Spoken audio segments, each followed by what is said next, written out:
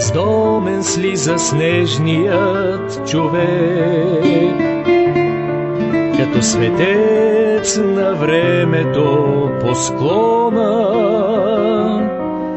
Потъва в него слънчевата шпора и той се чувства все по-лек. А в ниското расте дърво, кълбо от пътища, от думи и от хора. Нощта пред него размотава без умора и с песен подковава огъня щурче. Почакай, отдъхни за миг поне, преди да се превърнеш в снежен спомен. Реката разпознала своя корен, през тинята душа бере.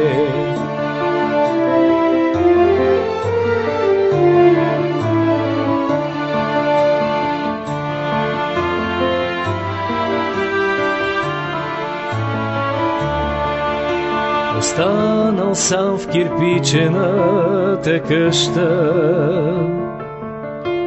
на облака помита Бог дъжда и после по небесната дъга надеждата укъпана се връща. Надеждата, надеждата, надеждата укъпана се връща.